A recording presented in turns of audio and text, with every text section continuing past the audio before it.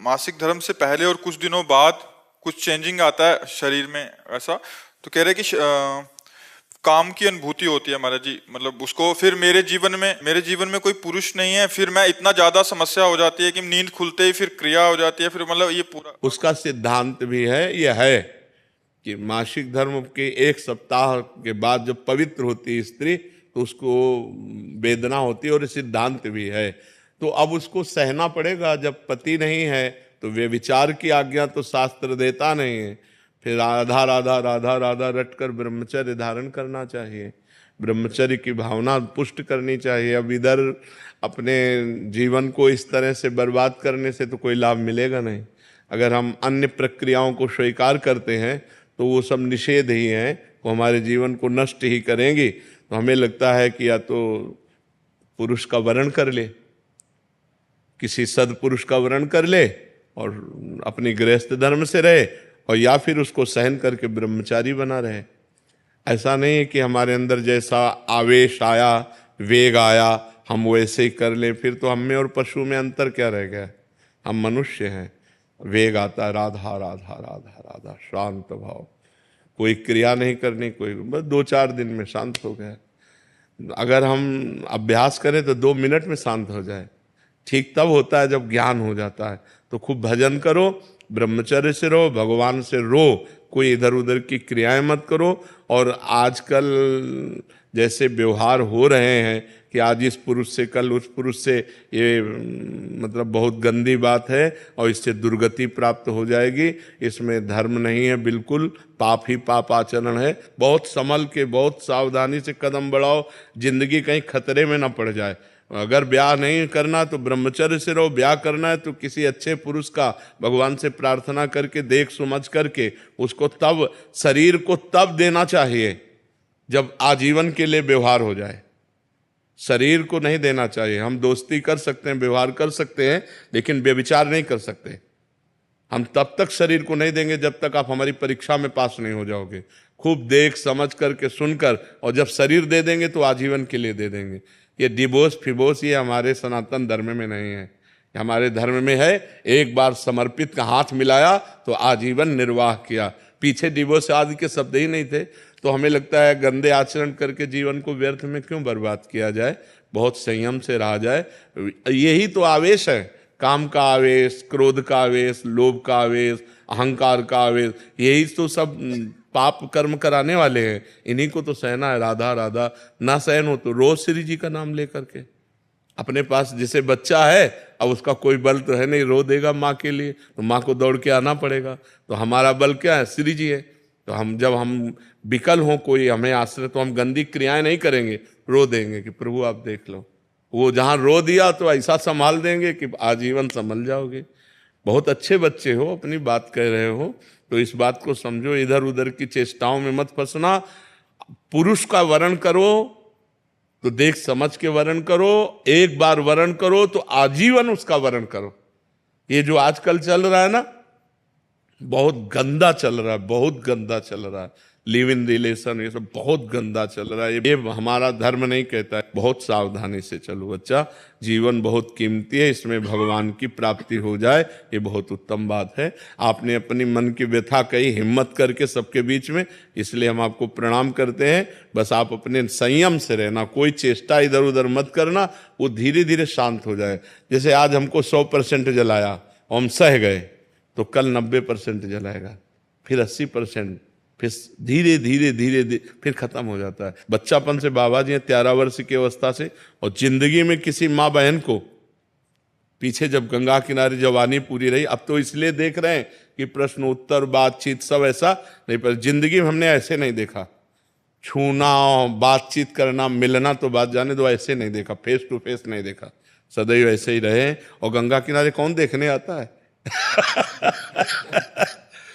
खाना तो मिलता नहीं था, रहने का ठिकाना नहीं, गर्मी सर्दी बरसात 20 वर्ष ऐसे काटे।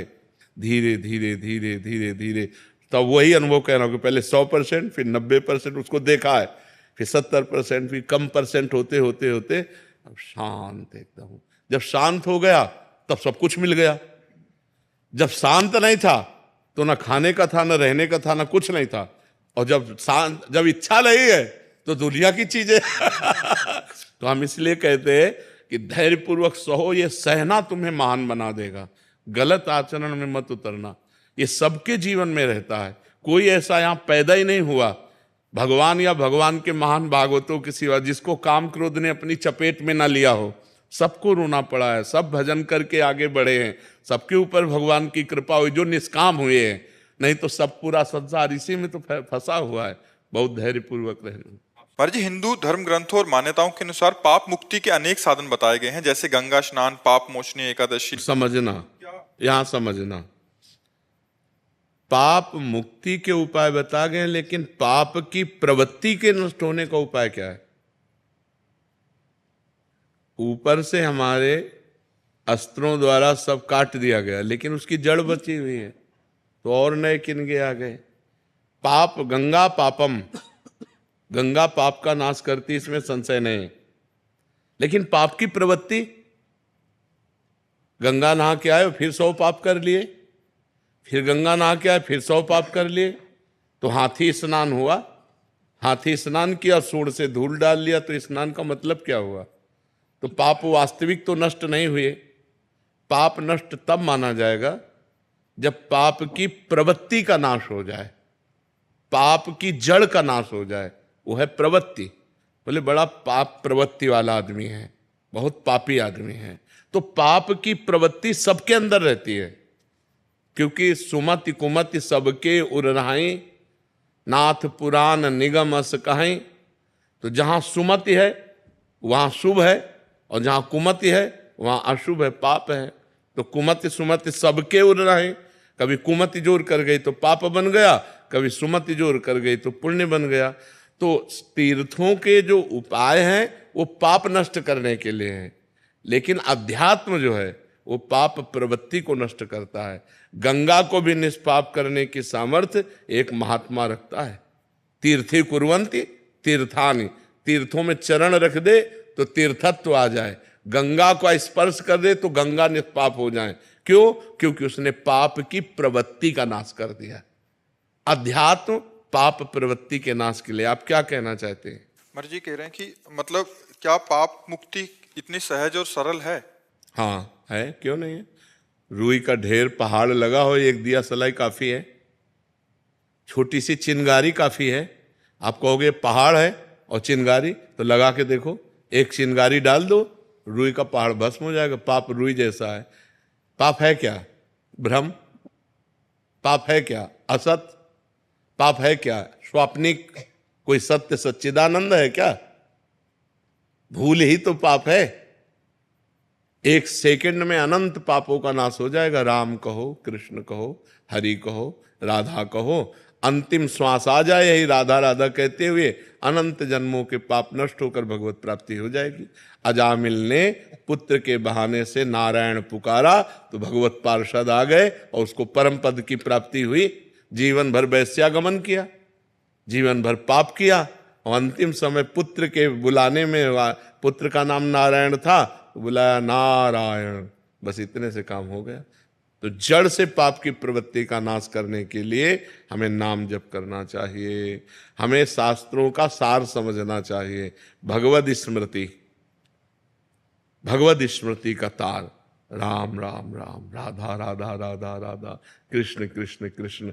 जो नाम प्रिय हो निरंतर उसको चलाओ, निष्पाप होकर इस लोक में परलोक में सब आनंद ही आनंद रहेगा। नाम जपत मंगल दिशि दशहु, दसों दिशाएं मंगलमयी होंगी। इस कलिकाल में और कोई साधन नहीं है, सच्ची मान लीजिए, एक ही साधन है, हरिर नामयु हरिर नामयु हरिर नामयु केवलम कलौ नास्तेव नास्तेव नास्तेव गति अन्यथा। कलयुग में कोई और गति नहीं, और कोई गति नहीं, और कोई गति नहीं, केवल हरि का नाम है, भगवान का नाम है। जितना नाम जप करोगे उतना मंगल होगा, नाम जप नहीं करोगे तो मंगल नहीं होगा। अगर गंगा जी का सेवन करते हो और नाम जप नहीं करते हो तो पाप नहीं रोक सकते तुम। देख लो प्रवृत्ति कैसे नष्ट होगी। गंगा जी से पाप प्रवृत्ति नष्ट नहीं होती, पाप प्रवृत्ति नष्ट होती भगवान के सुमिरन से, जिनके चरणों से गंगा जी निकली। गंगा जी कौन है? भगवान का चरणामृत। गांगम वारी मनोहारी मुरारी चरणच्युतम त्रिपुरारि शिरश्चारी। जो गंगा जी हैं वो भगवान श्री हरि का चरणामृत है। वामन अवतार में जब भगवान ने अपना चरण बढ़ाया, ब्रह्मलोक गया, तो ब्रह्मलोक में ब्रह्मा जी ने जब चरण की अगवानी करके प्रक्षालन किया और अपने कमंडल में डाला, तो वही भागीरथी गंगा जी हुई। भगीरथ लाए इसलिए भागीरथी कहा गया। तो हमें चाहिए भगवान का नाम स्मरण करते हुए तीर्थ अवगाहन करें, या खेती किसानी करें, या व्यापार करें, या नौकरी करें, वो सब समान है। अगर हम धर्म से किसानी करते हैं, धर्म से व्यापार करते हैं और नाम जप करते हैं, तो बिना गंगा नहाए भी भगवत प्राप्ति हो जाएगी। और गंगा नहाते हैं और मनमानी आचरण करते हैं, पाप करते हैं, तो गंगा नहाते हुए भी आपको नरक जाना पड़ेगा। पक्की बात समझ लो। चाहे जितने तीर्थ हैं वो सब तीर्थपाद भगवान के हैं। बिना भगवान का स्मरण किए हुए जीव का परम कल्याण नहीं हो सकता। हाँ, भगवान का स्मरण करते हुए गंगा स्नान करे, लाखों गुना पुण्य बढ़ करके प्राप्त होगा। अगर भगवान का स्मरण नहीं तो प्रपंच की बात की, गोता लगाया और चले गए। चिंतन नहीं है। चिंतन का खास बात है, चिंतन की खास। देखो, ये बड़े बड़ों से गलती होती है। नलकुबर मणिग्रीव कुबेर के पुत्र हैं, और देवगंगा अलकनंदा में मदिरा पान करके अप्सराओं के साथ नंगे खड़े थे। तभी देवर्षि नारद जी ने जब देखा तो बहुत गुस्सा आई और कहा, तुम कुबेर के पुत्र होकर इस तरह अभद्र व्यवहार करते हो, वृक्ष की तरह ऐसे खड़े, जाओ मैं तुम्हें शाप देता हूं, वृक्ष हो जाओ, वृक्ष योनि को प्राप्त हो। तो जब वो चरणों में गिरे तो उनका वृक्ष तो बनो पर नंदालय के बनो। तो वही यमलार्जुन के रूप में ब्रज में हमारे प्रकट हुए आकर के। तो जब भगवान श्री कृष्ण को ओखली बंधन लीला हुई, तो वही ओखली घसीट कर दोनों वृक्षों के बीच में लगा के उखाड़ करके उनका उद्धार कर दिया। तो अगर भजन नहीं है तो कुबेर के पुत्र हैं, देवताओं में श्रेष्ठ कुबेर जी हैं, उनके पुत्र हैं, लेकिन कितना गलत काम कर रहे हैं। धनाध्यक्ष कुबेर के पुत्र होते हुए भी गंगा जी में नंगे खड़े होकर शराब पीकर अप्सराओं के साथ उद्दंडता। तभी तो देवर्षि नारद जी ने शाप दिया था। तो आप समझो कि अगर आप गंगा जी का सेवन करते हो तो आपके आचरण भी पवित्र होने चाहिए। एक गंगा जी की महिमा सुनी कि गंगा स्नान करने से 100 यज्ञों का फल मिलता है, तो वैश्यागमन करने लगे। तो जब उनसे कोई बात करता तो कहते 100 यज्ञों का फल मिलता है, रोज गंगा नहाता हूं, 1-2 यज्ञ का चला जाएगा वैश्यागमन से, लेकिन हमारे पास बहुत पुण्य है। तो गंगा जी एक दिन उसको ज्ञान देने के लिए बालिका के रूप में एक सफेद कपड़ा लेकर बार बार गंगा जल में डुबोती और फिर ऐसे बालू में गंदा कर देती, फिर गंगा जल में डुबोती। और वो स्नान करने के लिए गए तो उन्होंने देखा, कहा, ए लड़की, जब तुझे गंदा करना है तो साफ क्यों करती है, और जो साफ करना है तो गंदा क्यों करती है? तो उस समय कपड़ा गंदा ही था। तो उनका, देख तेरी दुर्दशा यही है, जब तू वैश्यागमन करता है तो गंगा स्नान क्यों करता है, और जब गंगा स्नान करता है तो वैश्यागमन क्यों? तेरी दुर्गति होगी। जैसे कपड़ा इस समय गंदा ही है, ऐसे तेरी दुर्गति होगी, तू नरक को प्राप्त होगा। ये मत सोच कि तू ये गंगा स्नान का फल प्राप्त करेगा, 100 यज्ञ कर्ता का फल, और 1-2 यज्ञ का फल चला जाए, तू नरक जाएगा, क्योंकि तू पाप कर रहा है। तो गंगा स्नान का मतलब है आपकी बुद्धि शुद्ध हो, आपकी पाप प्रवृत्ति नष्ट हो, आपका भगवत स्मरण बने, आपके गलत आचरण रुके, तभी इन तीर्थों के अवगाहन का फल है। ये लोग तीर्थों में जाते हैं, तीर्थों का आनंद लेने थोड़ी जाते हैं, मनोरंजन करने जाते हैं। तीर्थ कैसे जाया जाता है? उपवास करके रहा जाता है 1-2 दिन, बहुत नम्र दैन्य, नाम जप, पवित्र। अब यहाँ होटल बुक करवा के धामों में और वे विचार करते हैं, मदिरा पीते हैं, मनमानी आते, तो ये तीर्थ अवगाहन थोड़ी हुआ। ये तो घोर पाप हो गया जो घोर नरकों में ले जाने वाला है। आजकल हरिद्वार, काशी, वृंदावन लोग भाव से तो 2-4 आते होंगे, नहीं तो मनोरंजन करने आते हैं और गंगा किनारे बैठ करके अपनी मनमानी आचरण करते हैं, खान पान में विचार नाना प्रकार। तो इससे क्या होगा? और पाप दृढ़ हो गया, घोर दुर्गति होगी। तो जब तक पाप की प्रवृत्ति का नाश ना हो तब तक तीर्थों के अवगाहन का कोई फल नहीं मिला। इसीलिए भगवान ने कहा है, जो तुम्हारा प्रश्न बहुत सावधानी सुनना, व्रतांश यज्ञ छंदांश तीर्था नियमा यमा, यथा वरुंधेत सत्संगा सर्वसंगोपह इमाम। मेरे को वश में करने के लिए तीर्थ अवगाहन, व्रत, नियम, धर्म, ये सब नहीं, एक ही बात है, महापुरुषों का संग। क्योंकि संत संग से प्रवृत्ति जो हमारी गलत है वो त्याग हो जाती है, पाप की प्रवृत्ति का नाश। अब आप एकादशी रहते हो, मनमानी आचरण करते हैं तो आपकी दुर्गति होगी। आप तीर्थयाटन करते हैं, आप गृहस्थ धर्म का पालन करते हैं, आप और भी सब, लेकिन मनमानी आचरण करते हैं, पाप करते हैं, तो आपकी दुर्गति होगी। तो सत्संग के द्वारा बुद्धि का भगवान में लग जाना, इससे बड़ा कोई का फल नहीं है। भगवान शंकर जी कहते हैं, उमा संत समागम सम न लाभ कछुआन। क्यों? क्योंकि उससे हमारी बुद्धि का परिवर्तन होता है। हजारों लोग ऐसे हैं जो आकर के बताते हैं कि मुझे 1 साल हो गया, 2 साल हो गया, सब गंदे आचरण छोड़ दिए और नाम जप करता हूं, आज आपके दर्शन हुए। तो वाणी सत्संग की सुधार पहले कर दिया और मिलाया बाद में आकर के। तो सब तीर्थों के अवगाहन का फल, सब धर्म के कर्म का फल एक ही है कि आपकी पाप प्रवृत्ति नष्ट हो जाए, आपसे पाप आचरण होना बंद हो जाए, तो बात ठीक रहे। नहीं तो क्या फायदा, सब कर रहे हैं और फिर वही पाप आचरण कर रहे हैं, तो उससे कोई लाभ नहीं मिला।